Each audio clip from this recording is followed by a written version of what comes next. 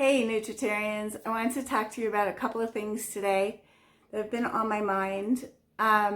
One is just how weird the world looks once you go on this plan, right? Because all of a sudden it's almost like your eyes have been totally opened and you're just like, oh my God, everything is bad for you. Everything we've been taught is wrong, and everything that they're serving us is basically going to kill you over a long period of time. So you feel kind of lonely when you're out there and you're thinking, I can't eat any of this. I can't go down this aisle. I can't go down that aisle.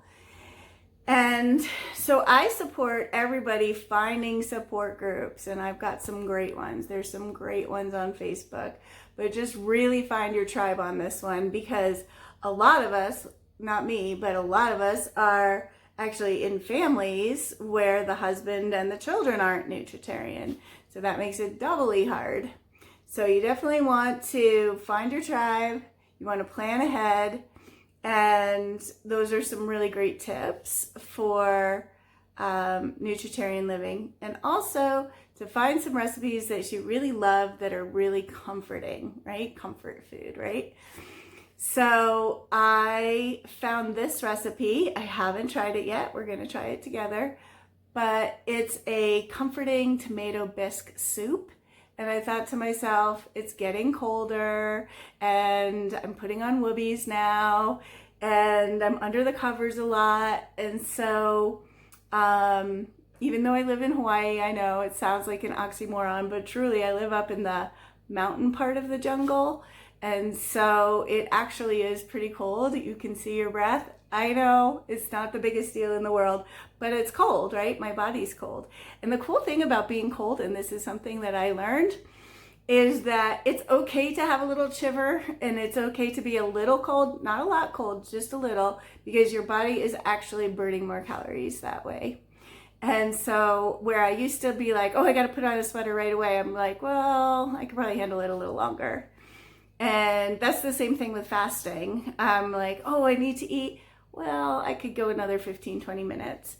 Because the reason you do that is because you want to have intermittent fasting between each meal. You want to allow your body to go into the rest and repair mode and not to spend all its time digesting food. That's why we're not supposed to snack. And that's why you're only supposed to have 3 meals a day. And sometimes I only do 2 because I'm really not hungry. And when I get to that 6 o'clock mark and I'm really not that hungry, I just decide to go through the night. And yeah, I get a little bit irritable and a little bit, I don't know, my body wants a little bit of food, but I'm like, I can deal with that. It's not the biggest deal in the world. So we're gonna make the tomato bisque soup today, and it looks really, really good. And I'm gonna go directly with Dr. Furman's recipes, but you can use the no salt seasoning of your choice. For me, I found Auntie Tutu no salt seasoning, and Tutu in Hawaiian means grandmother, and of course Auntie means auntie. So it just had such a great packaging with a little Hawaiian woman on there. So I had to try it, and it is delicious. And if you guys want to get it, maybe it's online, maybe I can find it for you. Other than that, I stuck completely to the recipe. So here I go. So for this recipe, we're going to need a half a cup of diced onion, 4 cloves of garlic minced, 1 teaspoon of red pepper flakes, 28 ounces of no salt added packaged chopped tomatoes,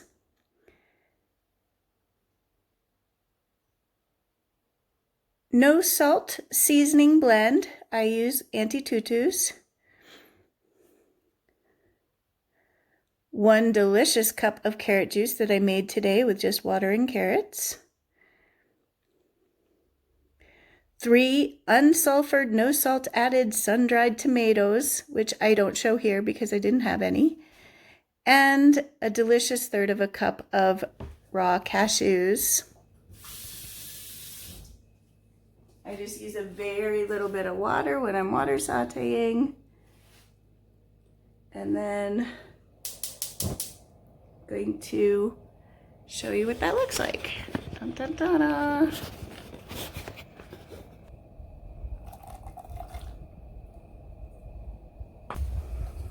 Just gonna do this until it's softened. Okay, while we're waiting for those to saute and they're starting to look really nice, I just wanted to give you a couple of hints that I have found very, very helpful. Food prep.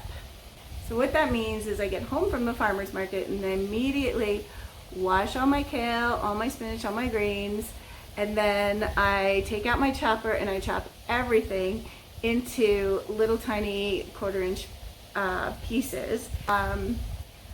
So I store them in my refrigerator and then they're ready to go. I just would dump out the onions, dump out the peppers, dump out the chopped tomatoes, whatever it is that I'm going to use, and it just saves so much time.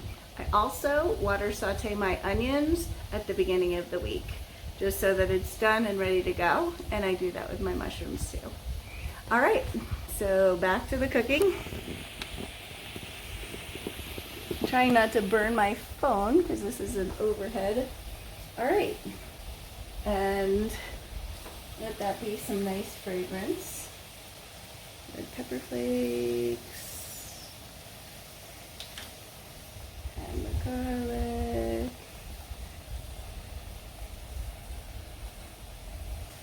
Now it's getting nice and fragrant. Just lovely. Ooh, smells so good in here.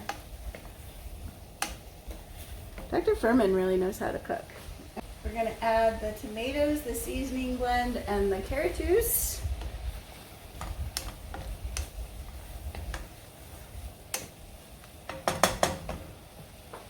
Now we're going to add the tomatoes. In a perfect world, I'd have 3 sun-dried tomatoes. I did not have those at the house. So we're just going to let that cook. And we're going to add the carrot juice. Delicious. What do you do with the cashews?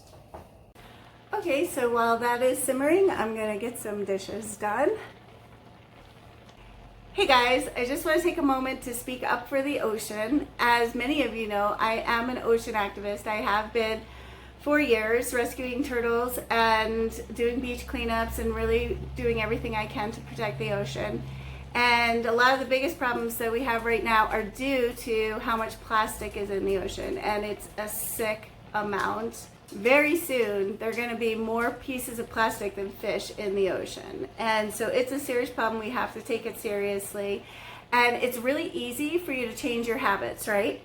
So instead of a bottle of Dawn or any dishwashing liquid that we're used to having, oh, that means my simmering is done. It would be a really good idea to rethink that. And the way that I think is a really great way is to get a dishwashing block of soap, right? So you just use your sponge and you get a little bit off and it makes a lot of bubbles. And I've tested it myself and I actually saved several bottles of dishwashing liquid because you only use a little tiny bit, right? And usually you over squirt when you do your dishes. And the cool thing about this is it comes in a paper packaging. So just by changing your habit, you're going to change your children's habits and their children's habits. And basically, there's going to be a heck of a lot less plastic in the ocean and also in landfills, because that's where that bottle goes.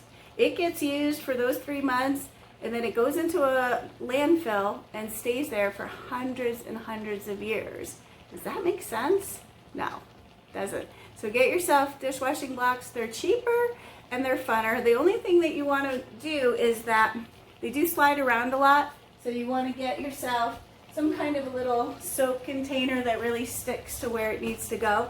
For mine, I've wired it onto my frame.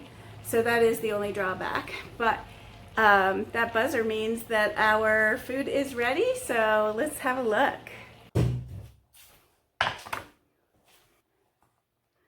Now remember what Dr. Furman says, if you have to have salt, don't salt in the cooking process because it disappears and you're not going to get the benefit of that. Look at that. Salt afterwards. Oh my goodness, that looks so good. Me personally, salt is not my big issue. Cheese is my big issue. And we're struggling with not having cheese. But let me taste this for you. But if you are missing the salt, try that Auntie Tutu's. That is really good stuff. Okay, so let me show you. It's gonna be really hot. I hope I don't burn myself. Ooh, it's got a chunk of cashew in there.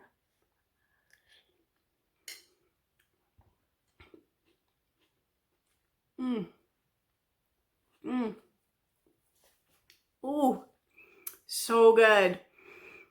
Don't know if I would put a teaspoon of red pepper flakes in it. Myself, I'm a little bit of a wimp when it comes to that.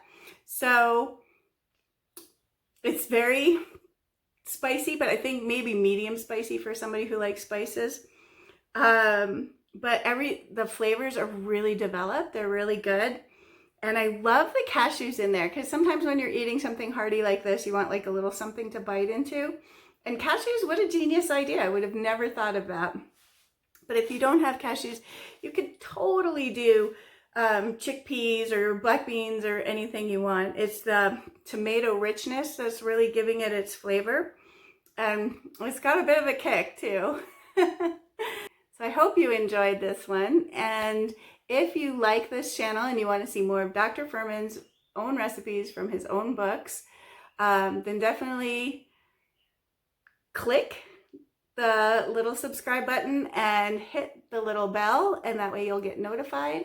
Also, if you comment below, you can tell me what some of your favorite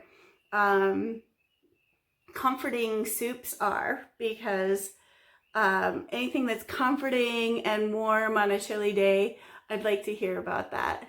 So mahalo, which means thank you very much, and a hui ho, which means till we see each other next.